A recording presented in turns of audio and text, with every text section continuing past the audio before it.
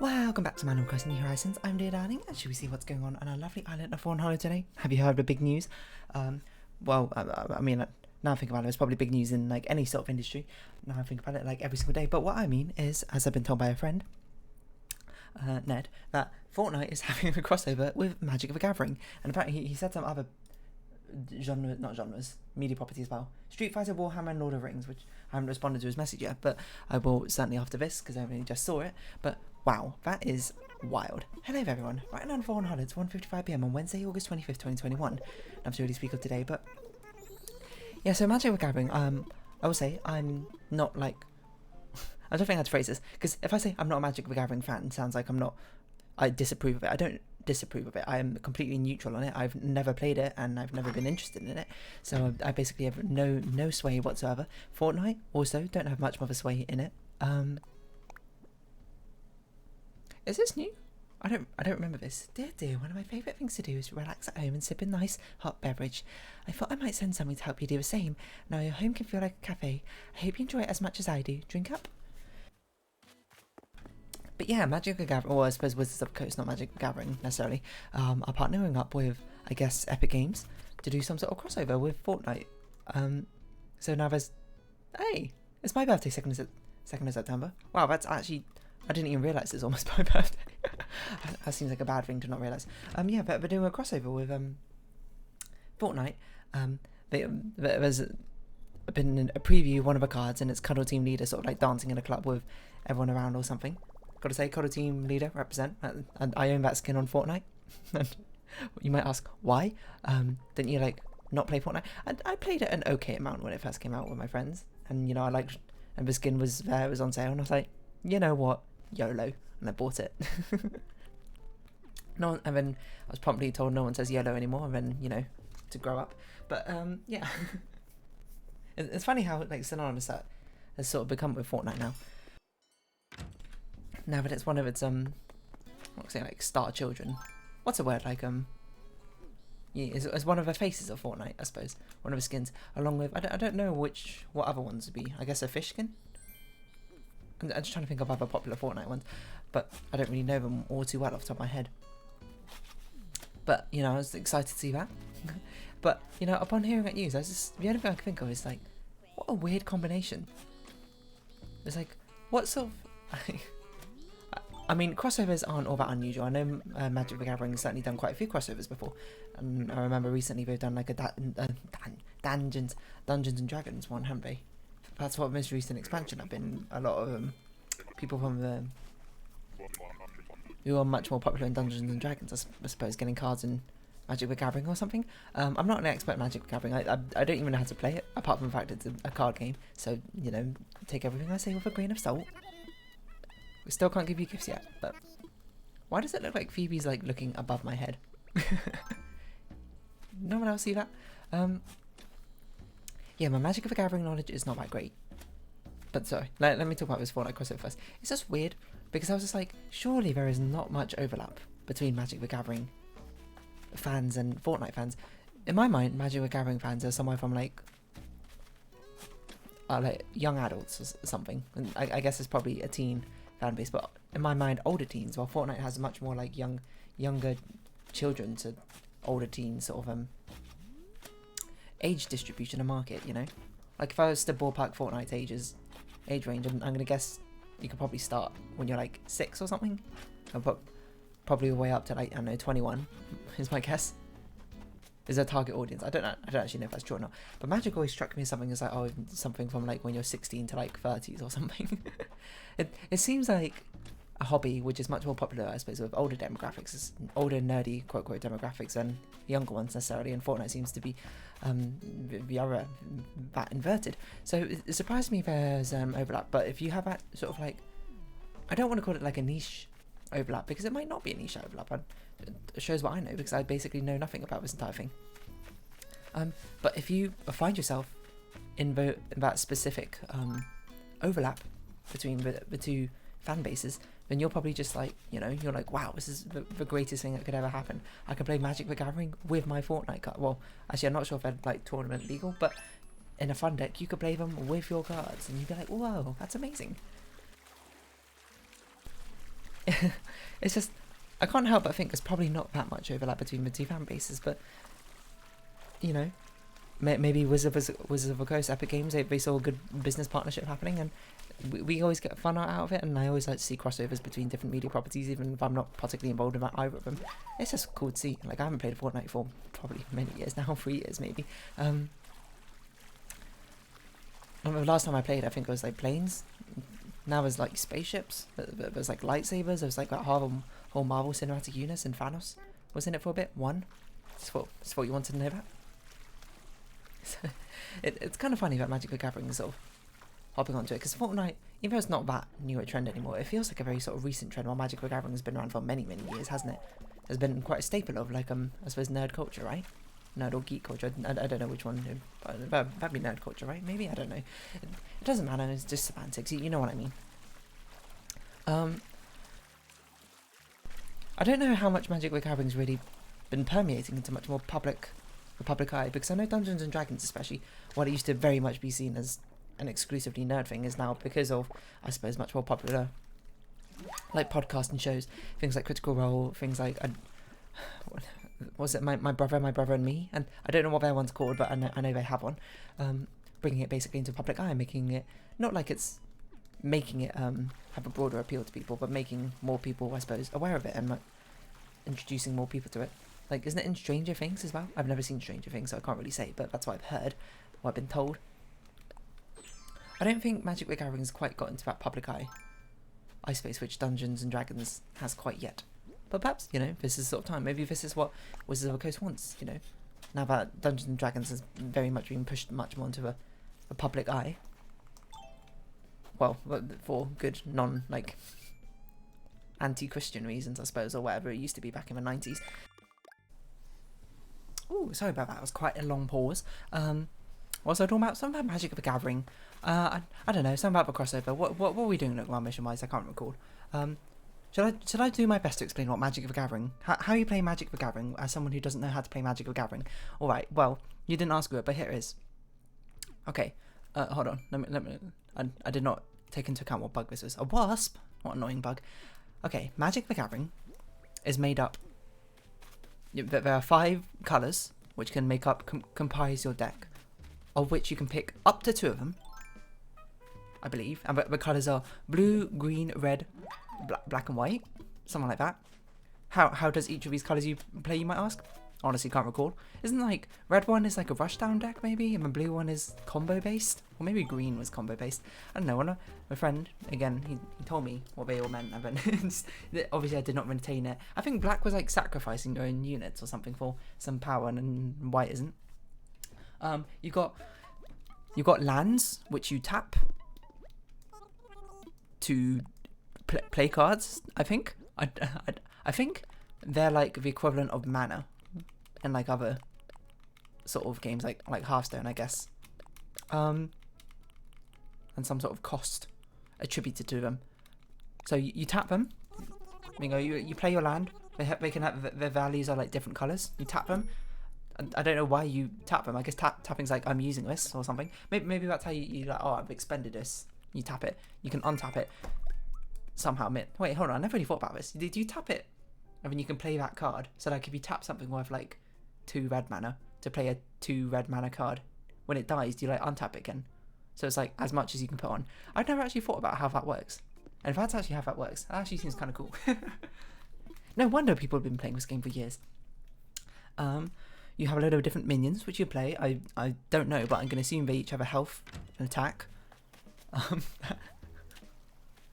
How does the play phase go?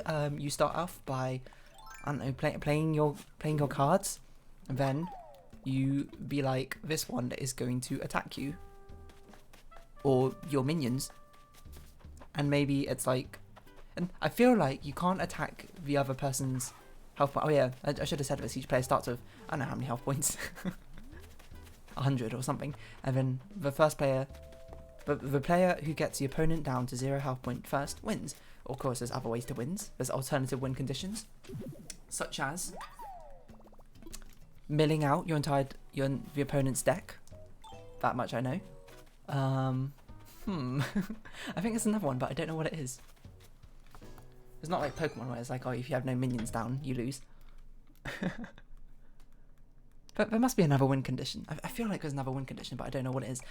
Maybe it's not. I don't know. You got those two things, and I assume you cannot attack your opponent directly until you've killed off all their minions. Maybe that's not true. Maybe you can choose who to attack. I don't know. Something like that, and you can choose how. Can you choose how they match up? Oh no, wait. Is that like you can choose to attack your opponent, and your opponent can respond by being like, okay, I'm gonna make this minion block it. Is that right? Maybe that's Legends of Runeterra. Every single card game in existence has been crossed in my mind. The only ones I actually kind of know how to play is Hearthstone and Pokemon. But for me right now, they're very confused. What's Amelia thinking of over there? You got Planeswalkers in Magic the Gathering. I don't know what they are. They're like really important people, I think. I guess the equivalent of legendaries in Hearthstone or something. They're like super important. How many of each card can you put in your deck? I don't know, 2, hopefully, maybe you can put more. I don't know. How big is your deck? 50 cards? I don't know. How big is your hand size?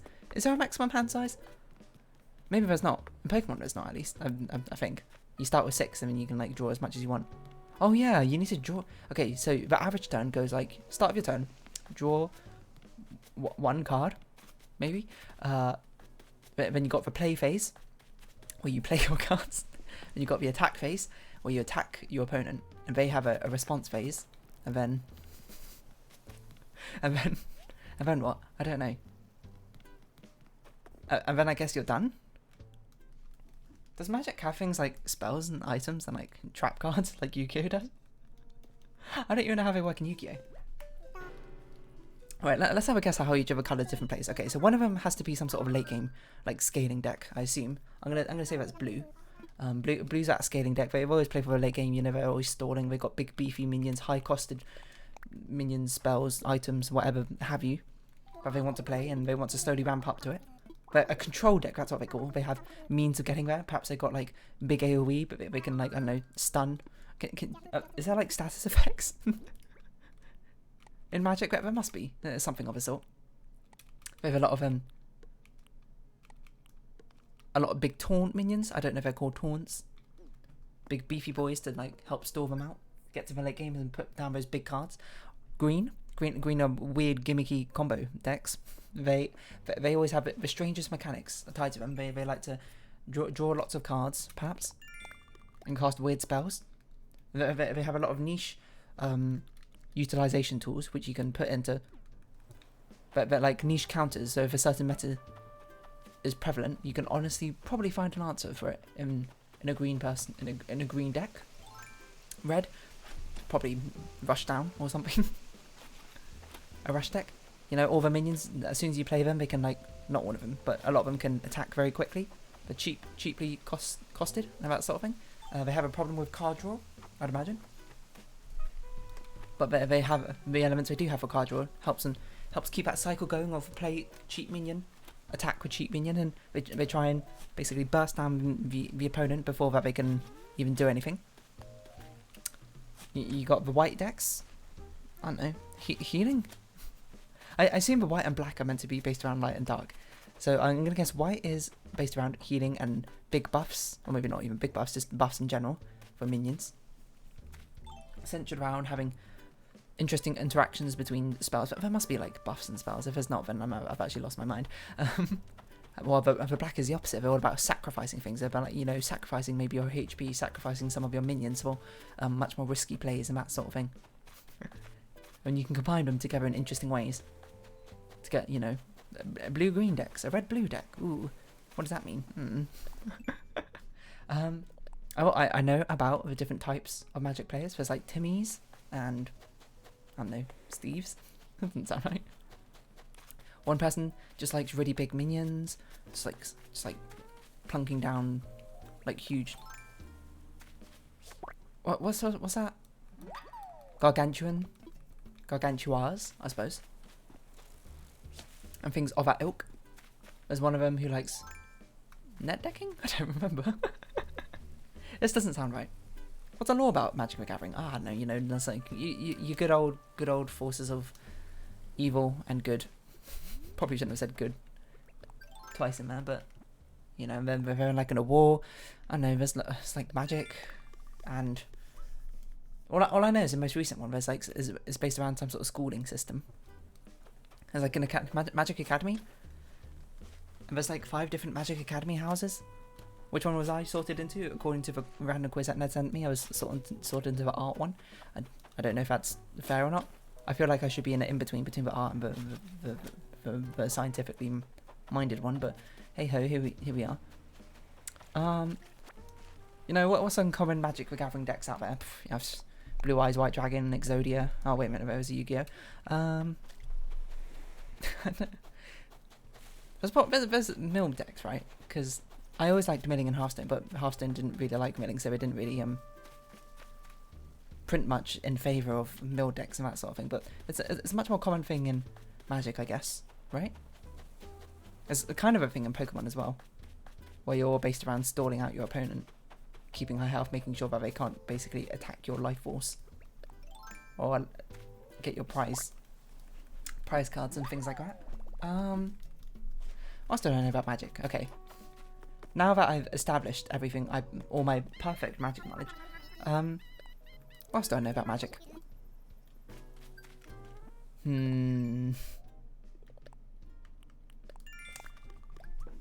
I think that's it. Literally all I know about Magic.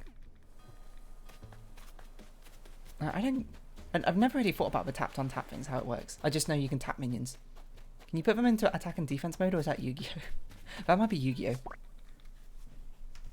And is it Yu-Gi-Oh or is it Magic one which has like really long, like many different phases of your turn? You have like 6 or 7 different phases in your turn where you can do things.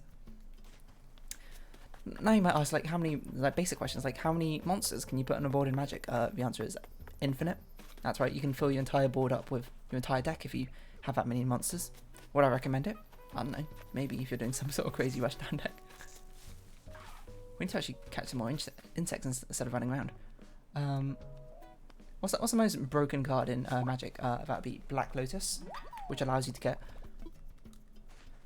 free of something, or free mana. Sounds about right. My knowledge of Black Lotus actually doesn't come from Black Lotus itself. It comes from the fact that Black Lotus is a Binding of Isaac item, and it gives you 1 of each heart container. Well, when it was released that time, I guess it doesn't give you all of them nowadays because there's more heart containers. But still,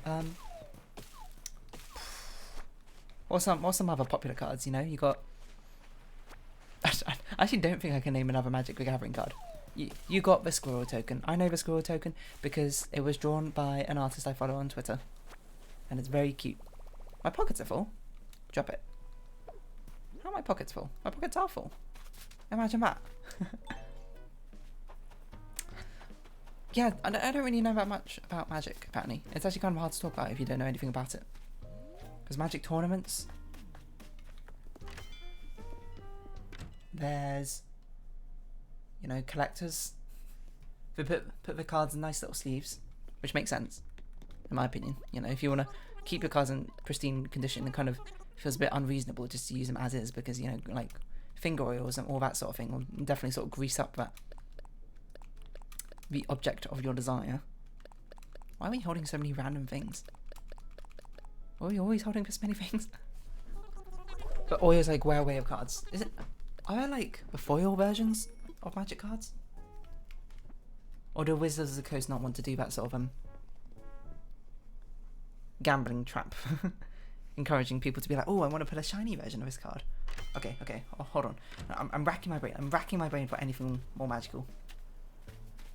I'm just imagining my friend right now being very disappointed in the fact that I can't name anything about Magic.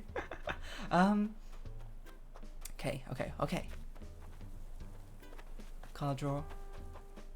Wait, is Magic the game where you fill your hand up to like a certain size at the start of each turn rather than necessarily just drawing one card? Maybe it is. I don't know. It's actually kind of hard to talk about something you know very little about. I'm really trying to think of a single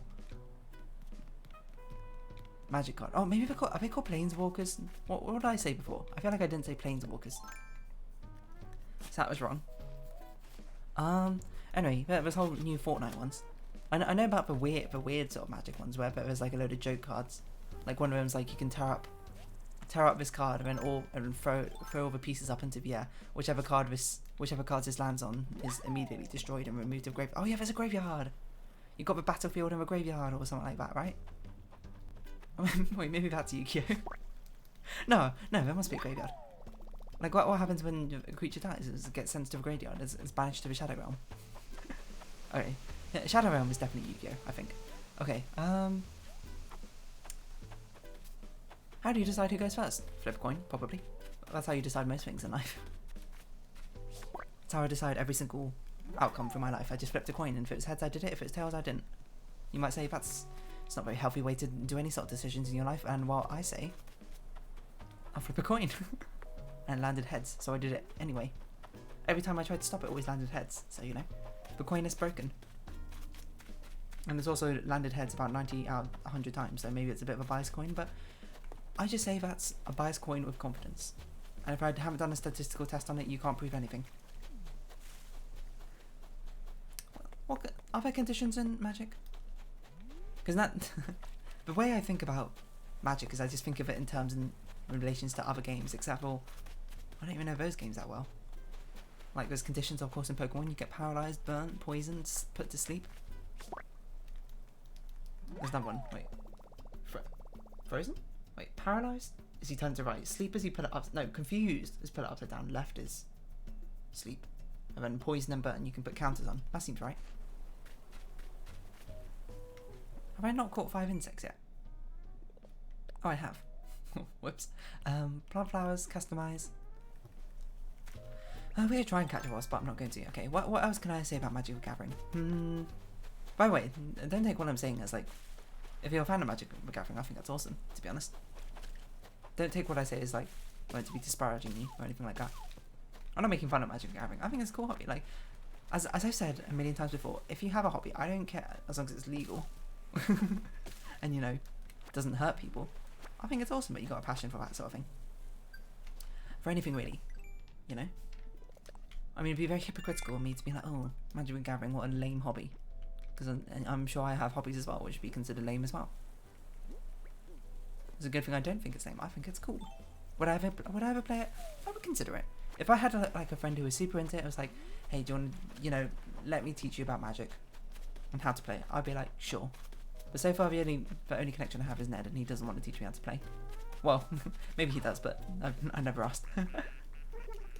He's not that into it, I suppose. Sure, go for it.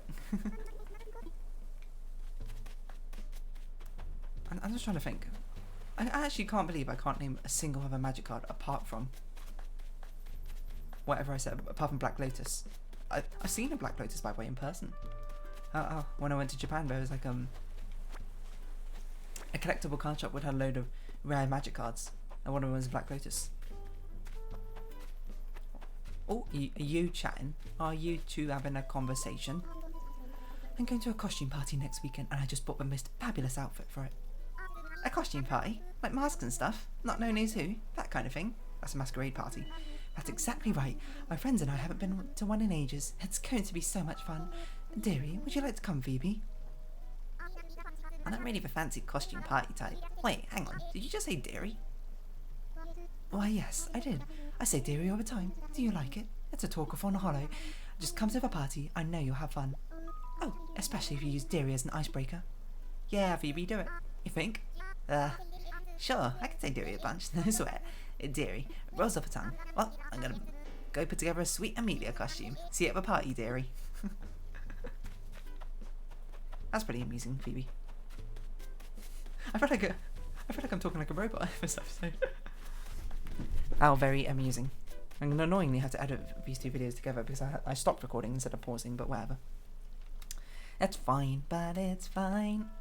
Should I look up the actual Magic colours and see if I got them right? It'd be very embarrassing if I didn't. Let's see.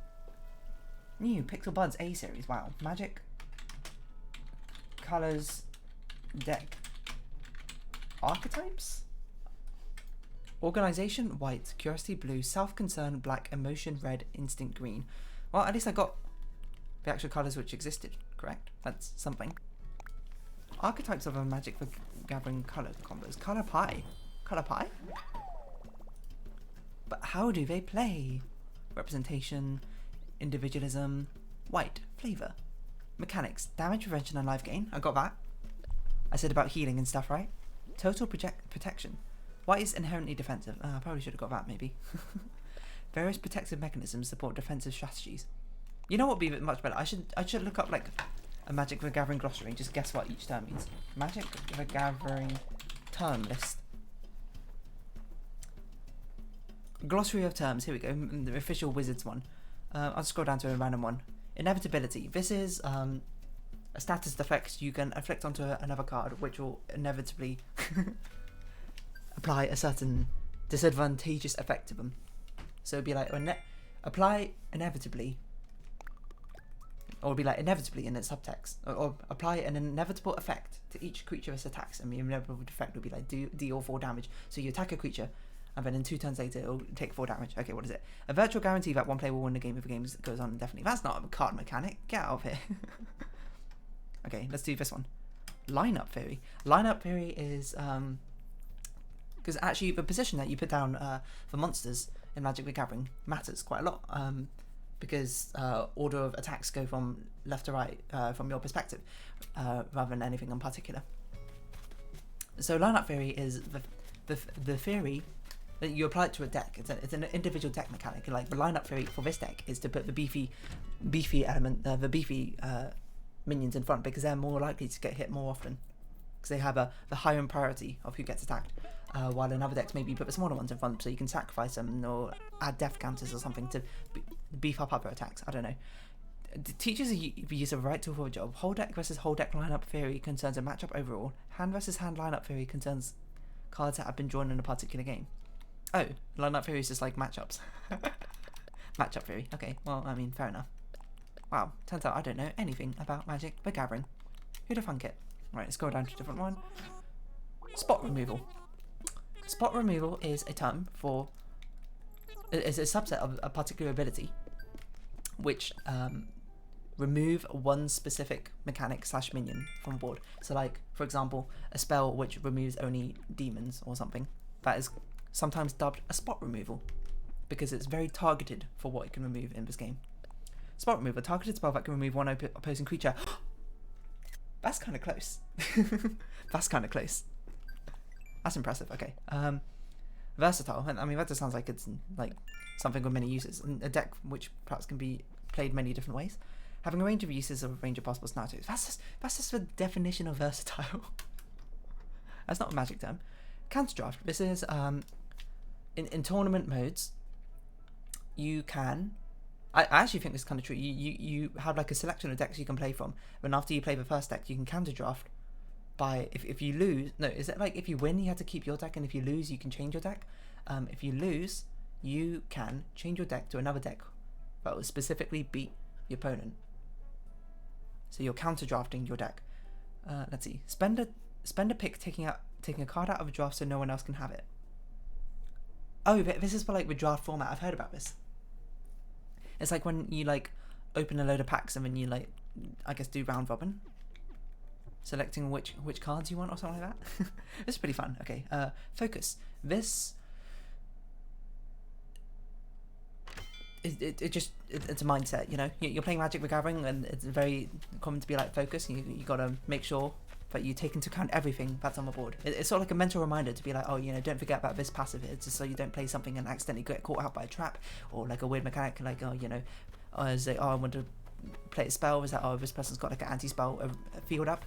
It's just a mental reminder, you know, but people go like, you know, play your turn. Before you play your turn, focus. That's just to make sure you check all the passives and stuff on every single individual card to make sure you know what you're doing. The most important skill in Magic gameplay, staying present in the game and minimizing distractions, as opposed to a balanced deck. A focus deck is centered on a particular strategy. I'm not too far off that first one, to be honest. Again, that's kind of just the definition of focus. Hold on, we need like more obscure terms. List of Magic the Gathering keywords. Oh my word, there's so many. Oh, Jesus. Okay, so these are all different mechanics. Suspend. Suspend will. It's like you. remove a card from play, but you don't murder them. You can suspend them for like 4 turns or something. And what that basically means is you take them off the board and they cannot interact and they cannot be interacted with. It's like putting them in some sort of like hanging stasis where they can't have any say on what happens. I don't know. This ability is written suspend X. Anytime a player could cast a spell or suspend, he or she may instead pay its suspend cost to exile it with X time counters on it. The player removes the time counter every time his or her upkeep step begins. When the last counter is removed, the spell is cast without paying its mana cost, and if it's a creature, it gains haste. Ah, so you can cast a spell for free, but it delays it by a few turns. I mean, that's kind of similar to what I said. I mean, the core concept is there. This is fun. Evergreen keywords. Scry. I think I know Scry. Scry's like you can look through your deck, right? But you can look through the top X cards of your deck. Fair enough. Okay, well, we'll do one more. Let's do another evergreen one. Lifelink. Oh, this one seems guessable. It's probably like if you take damage, they take damage as well. Permanence of lifelink causes controllers gain life whenever they deal damage equal to the amount of damage dealt. Oh, okay, it's like lifesteal. I see. Alright, well, I know nothing about Magic the Gathering, and I've learned about 4 keywords, which is something. But for now, if you have been watching, thank you very much. I've been Animal Crossing New Horizons. I've been Dear Darling. Like, comment, subscription, shares are greatly appreciated. Join the Dear Darling Discord. Follow me on Twitter down below. Hope we can see each other again. But for now, it's our farewell. So until next time, hopefully that Magic the Gathering crossover stuff goes well. So, oh wait, I probably shouldn't have waved yet. Bye-bye for now.